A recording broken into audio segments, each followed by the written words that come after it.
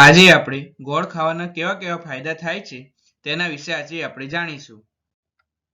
કબજિયાતને દૂર કરવા જમ્યા પછી ગોળનો એક નાનો ટુકડો ખાવાની ભલામણ કરવામાં આવે છે, કારણ કે તેમાં રહેલું ફાઇબર પાચન અને આંતરડાની ગતિને સુધારવામાં મદદ કરે છે. ગોળ માત્ર ચ્યવનપ્રાશ જેવા રોગપ્રતિકારક શક્તિ વધારવાના ઔષધોને મધુર બનાવે છે એટલું જ નહીં, પરંતુ તે પોષક મૂલ્ય પણ ઘણું વધારે હોય છે. તેમાં શેરડીનો ગોળ સૌથી વધુ લોકપ્રિય અને વધુ ઉપયોગમાં લેવાય છે. તેમાં ઘણા જરૂરી વિટામિન્સ અને મિનરલ્સ મળી આવે છે. ઉદાહરણ તરીકે કેલ્શિયમ, આયર્ન, ઝીંક અને ફોસ્ફરસ વગેરે હોય છે.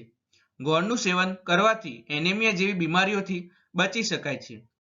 શેરડીનો ગોળ આપણા લીવરને પણ ડિટોક્સ કરે છે અને રોગપ્રતિકારક શક્તિને વધારે છે. આયર્નથી ભરપૂર હોવાથી ગોળ એનેમિયા સામે લડવામાં મદદ કરે છે. ખાસ કરીને સ્ત્રીઓમાં મેગ્નેશિયમ, પોટેશિયમ હૃદયના સ્વાસ્થ્ય અને બ્લડ પ્રેશરને સુધારવામાં મદદ કરે છે. ગોળ પાચન તંત્રને પણ મજબૂત બનાવે છે. ગોળનું નિયમિત સેવન કરવાથી પાચન તંત્ર સક્રિય થાય છે, જેનાથી કબજિયાત, પેટ ફૂલવું અને ગેસ જેવી સમસ્યાઓ ઓછી થતી હોય છે.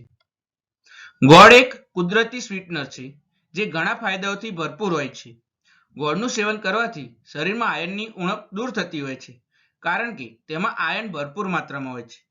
તેમાં રહેલા પોષક તત્વોની વાત કરીએ તો ગોળમાં protein, calorie, fibre, carbohydrates, calcium, phosphorus, potassium, magnesium વગેરે હોય છે. તે વજન ઘટાડવામાં પણ મદદ કરે છે. વજન ઘટાડવામાં ગોળ ખૂબ અસરકારક છે. ગોળની કુદરતી મીઠાશ પાચન તંત્રને ઝડપી કરવાની સાથે વજન ઘટાડવાની ગતિ પણ ઝડપી બનાવી શકે છે. તેનાથી વજન બેલેન્સમાં રહે છે. ગોળ ખાવાથી પેટની બીમારીઓ થતી નથી. જેમને ગેસ અથવા એસિડિટીની સમસ્યા હોય તેમને ગોળ ખાવો જોઈએ.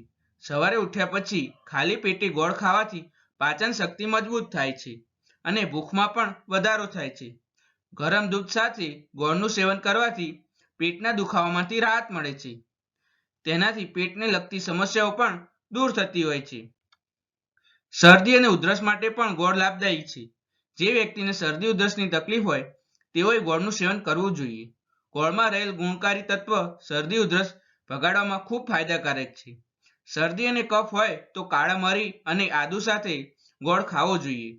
ઉધરસ હોય તો ગોળને આદુ સાથે ગરમ કરીને ખાવાથી ગળાની ખરાશ અને બળતરા દૂર થતી હોય છે. હાડકાની શક્તિ વધારે છે.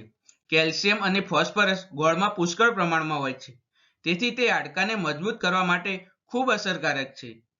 બ્લડ પ્રેશરમાં રાહત મળે છે. જો કોઈને બ્લડ પ્રેશરની સમસ્યા છે તો ગોળ એ રામબાણ ઇલાજ છે. ગોળનું સેવન કરવાથી બ્લડ પ્રેશર પણ નિયંત્રિતમાં રહે છે. લોહીની અછત દૂર થાય છે. ગોળમાં પુષ્કળ પ્રમાણમાં લોહ તત્વ હોય છે. ગોળ હિમોગ્લોબિનની ઉણપને દૂર કરે છે.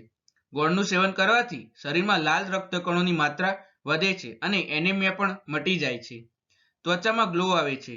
ગોળ અને દૂધ એકસાથે સેવન કરવાથી ચામડી પર ખૂબ જ મોટી અસર પડે છે અને ત્વચા નરમ થઈ જાય છે.